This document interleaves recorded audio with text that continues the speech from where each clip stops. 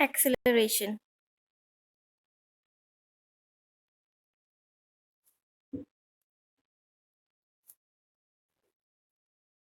The rate of change of velocity of a body with respect to time is called acceleration. ठीक है, the change in velocity per unit time. जैसे एक object है, now consider that a body is at point A, ये इसका initial point है and B is the final point. इसको हमने कुछ पार्ट्स में डिवाइड कर दिया C और D में. नाउ कंसीडर यहाँ पर इसकी स्पीड थी 4 मीटर पर सेकेंड. ठीक है, या चलो स्पेसिफिक पॉइंट पे दे देते हैं कि ए पे इसकी स्पीड थी, लेट इसने 0 से स्टार्ट किया, ए पे इसकी स्पीड थी 0. At C the speed is और the velocity is 4 metre per second. At D, the velocity becomes 5 meter per second. ठीक है, सो A से C, now consider the time इसको लगा A से C तक जाने में, लेट इट बी 2 सेकेंड्स, और यहाँ पे भी इसको कितना टाइम लगा 2 सेकेंड्स. तो हमें अगर ये वेलोसिटी का चेंज निकालें कि C और D के बीच में वेलोसिटी में कितना चेंज आया और कितने टाइम में आया 2 सेकेंड्स के अंदर, तो velocity at D minus velocity at C. ठीक है ना, D पे कितनी वेलोसिटी थी और C पे, इन दोनों का हमने डिफरेंस निकाल लिया कि चेंज इन वेलोसिटी कितना आया, कि जब वो C से D पर गया तो उसकी वेलोसिटी में कितना चेंज आया. ये नेगेटिव भी हो सकता है, ऐसा नहीं है पॉजिटिव है. वेलोसिटी कम भी होती है, जैसे हम गाड़ी, हमारे पास अगर टू व्हीलर, हम उसको ब्रेक लगाते हैं, ब्रेक अप्लाई करते हैं, तो धीरे धीरे वेलोसिटी या जो स्पीड है वो कम हो जाती है.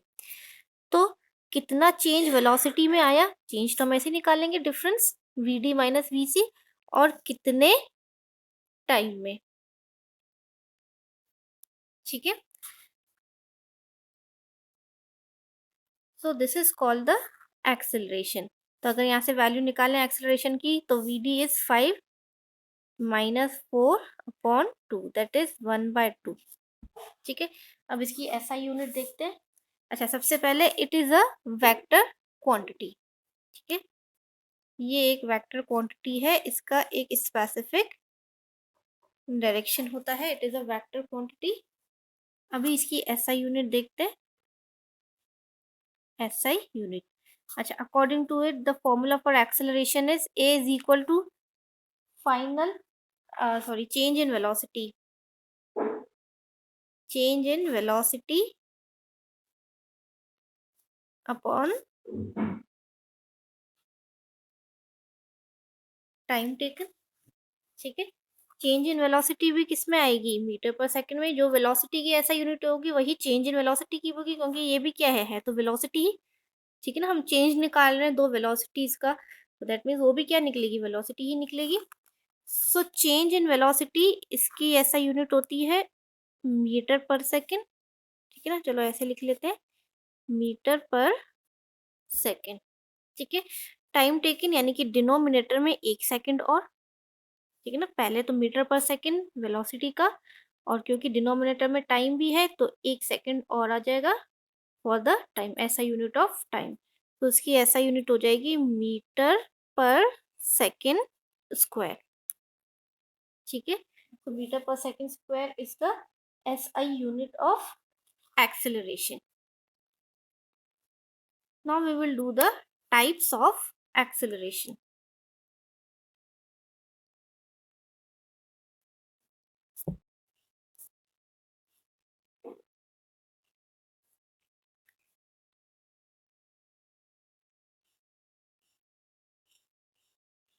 Types of acceleration. ठीक है, फर्स्ट इज पॉजिटिव एक्सेलरेशन.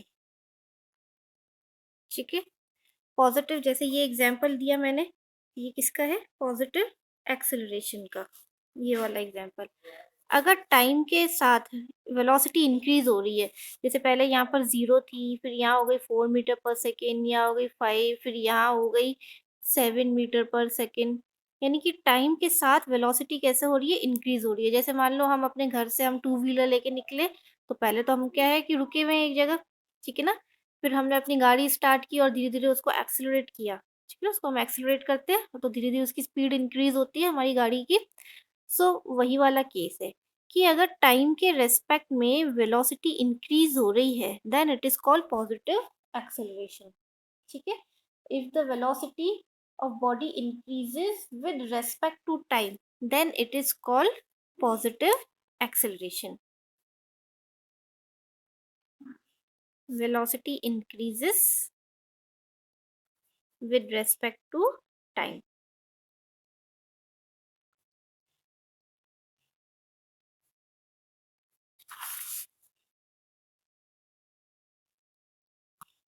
ठीक है। Second is negative acceleration. नाम से ही पता चल गया, जस्ट इसका उल्टा। ठीक है, कि अगर हमने मान लो ब्रेक्स अप्लाई किया, हमारी गाड़ी चल रही है। अब जैसे ही हम ब्रेक अप्लाई करते तो ऐसा तो नहीं है कि सडनली एकदम से गाड़ी रुक गई। पहले क्या होती है, वो धीरे धीरे उसकी स्पीड कम होती है और फाइनली फिर उसकी स्पीड जीरो होती है, यानी कि वो कंप्लीटली रुक जाती है। ठीक है, so if the velocity decreases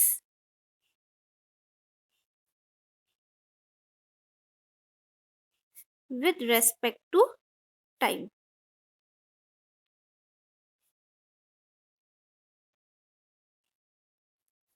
अब यहाँ पे नाम नेगेटिव इसलिए आया है क्योंकि देखो एक्सेलरेशन का फॉर्मूला था change in velocity upon time, और हमने चेंज कैसे निकाला कि जहाँ पहुँचना है वो जहाँ से आया था और जहाँ पहुँचना है उसको, ठीक है ना, वो सी पर था और उसको कहाँ आना था, डी पर आना था। तो हमने जहाँ उसको पहुँचना है, जो उसका फाइनल डेस्टिनेशन है, ठीक है ना, उसकी वेलोसिटी हमने आगे रखी थी और जहाँ से वो आया है उसकी वेलोसिटी हमने पीछे रखी थी। तो इसको हम क्या कहते हैं, फाइनल वेलोसिटी। फाइनली उसको जहाँ पहुँचना है वो उसकी फाइनल वेलोसिटी, और जिस पॉइंट से वो आया है वो क्या होगी, उसकी इनिशियल वेलोसिटी। तो अगर इसकी फॉर्मूले देखें तो इसका फॉर्मूला कैसा होगा, change in velocity upon time, यानी कि final velocity minus initial velocity upon time taken. ठीक है ना, मान लो फाइनल वेलोसिटी को हम v से रिप्रेजेंट करते हैं और इनिशियल वेलोसिटी को हम u से रिप्रेजेंट करते हैं, स्मॉल v और स्मॉल u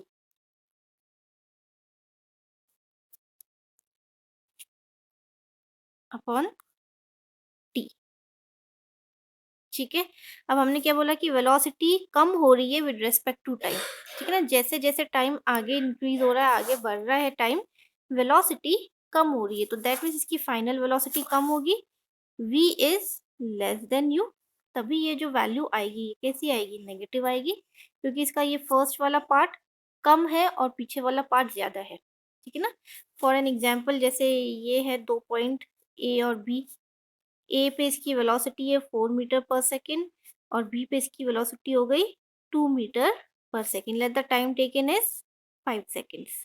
ठीक है, तो अगर हमें इसका एक्सेलरेशन निकालना है तो क्या, final velocity minus initial velocity upon time taken. तो देखो 2 माइनस 4 यानी कि -2/5 माइनस आ गया, तो इसीलिए इसको हम कहते हैं नेगेटिव एक्सेलरेशन। ठीक है, अच्छा, negative acceleration is also called, इसके और भी बहुत सारे नाम होते हैं नेगेटिव एक्सेलरेशन के, अलग अलग बुक्स में अलग अलग नाम होंगे। सबसे जो कॉमनली यूज होता है वो है रिटार्डेशन। ठीक है, negative acceleration also called retardation और डी एक्सेलरेशन।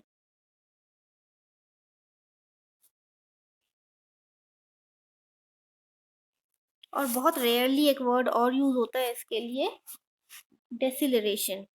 ये बहुत रेयरली यूज होता है, लेकिन ये भी इसका एक नाम है। मोस्टली सबसे ज्यादा तो यही यूज होता है। ठीक है ना, नेगेटिव एक्सेलरेशन को हम क्या कहते हैं, रिटार्डेशन और डी एक्सेलरेशन और डेसिलरेशन। ठीक है, these are some names of the negative acceleration. Third type of acceleration is zero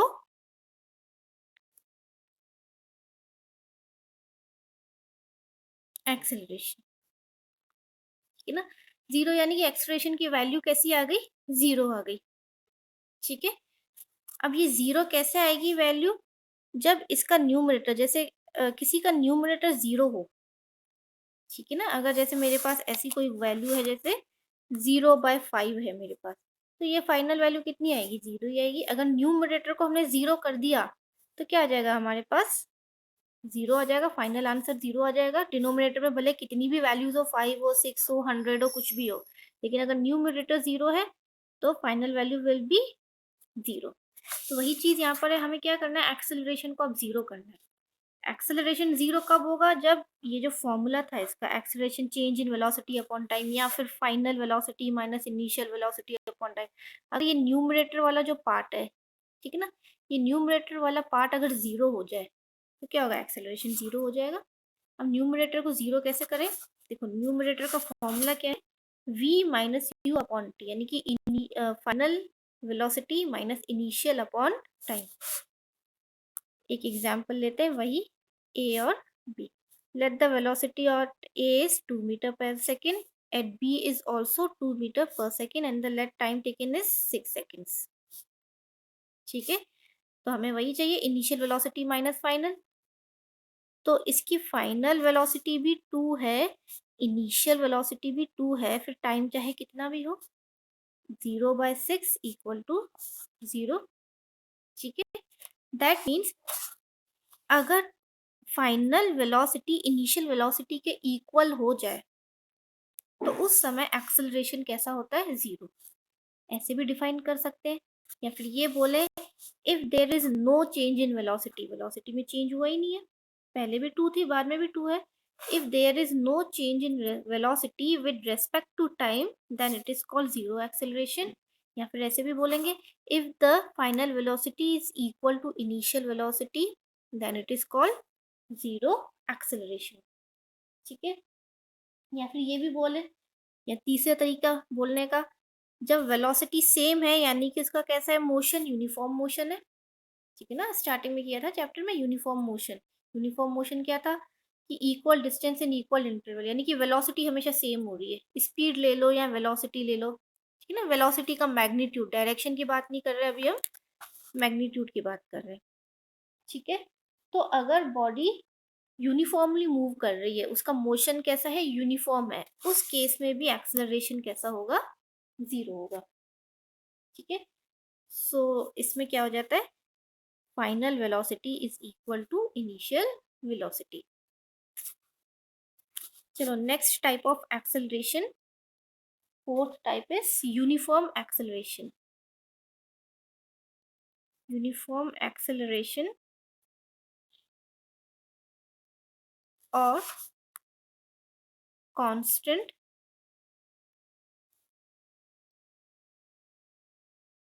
acceleration.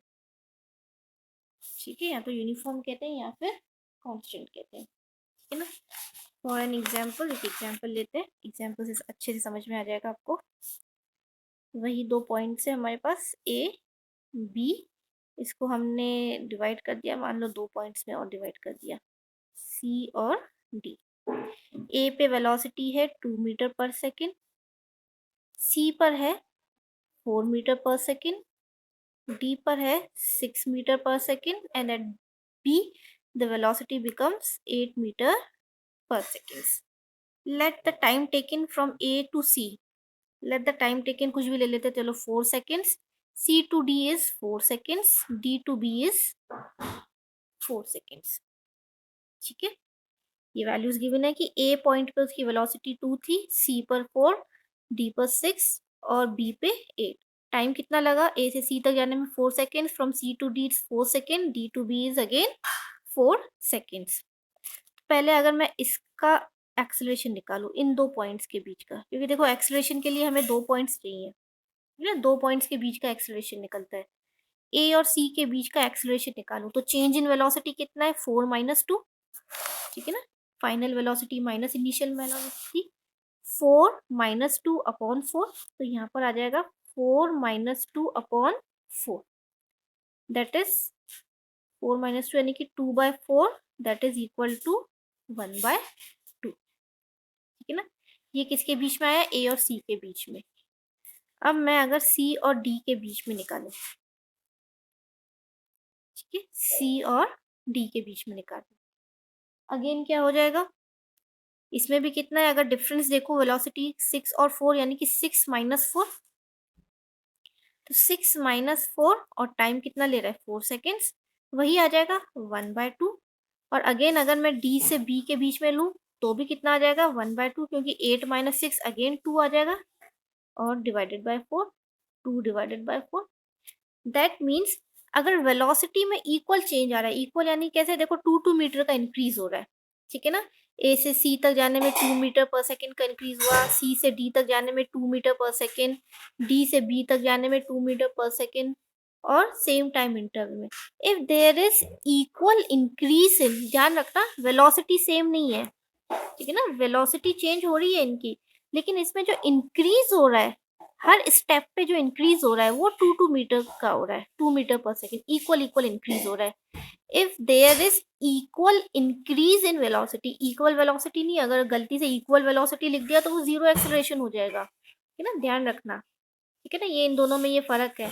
इसमें वेलोसिटी इक्वल होती है, इसमें जो इंक्रीज हो रहा है वेलोसिटी में, इंक्रीज या फिर डिक्रीज भी ले सकते हैं, ठीक है ना, अगर हम रिटार्डेशन की बात कर रहे हैं तो डिक्रीज भी ले सकते हैं, लेकिन जो भी हो रहा है, चेंज हो रहा है वेलोसिटी में, वो कैसा होना चाहिए, सेम होना चाहिए। तो कैसे कह सकते हैं, if there is equal change in velocity in equal intervals of time, ठीक है ना, if there is equal changes in velocity in equal intervals of time, then it is called uniform acceleration, ठीक है। इसका एग्जांपल है freely falling body, यानी कि जैसे ये ऑब्जेक्ट है, इसको मैंने जस्ट छोड़ दिया, इसको क्या कहते हैं, फ्री फॉल, यानी कि जस्ट छोड़ दो तो वो जो ग्रेविटेशनल फोर्स है उसके अंडर वो सिर्फ मूव करेगा, मैंने जस्ट छोड़ दिया इसको, पेन को, मैंने कोई फोर्स नहीं लगाया अपनी तरफ से, ठीक है। सो यूनिफॉर्म एक्सेलरेशन का एग्जांपल होता है फ्रीली फॉलिंग बॉडी, ठीक है। नो लास्ट टाइप एक और बताए, that is non uniform acceleration, non uniform और वेरिएबल, नाम से ही पता चल रहा है नॉन यूनिफॉर्म। यहाँ पर हमने क्या किया था, चेंज इन वेलोसिटी इक्वल था, 2 metre per second, 2 metre per second, जो चेंज आ रहा था वेलोसिटी में वो सेम आ रहा था। अगर ऐसा नहीं हो, ठीक है ना, चेंज इन वेलोसिटी अगर अनइक्वल है, इक्वल नहीं है, तो if there is unequal change in velocity with equal intervals of time, ठीक है, unequal change in velocity in equal intervals of time, then it is called non-uniform or variable velocity acceleration, non-uniform or variable acceleration।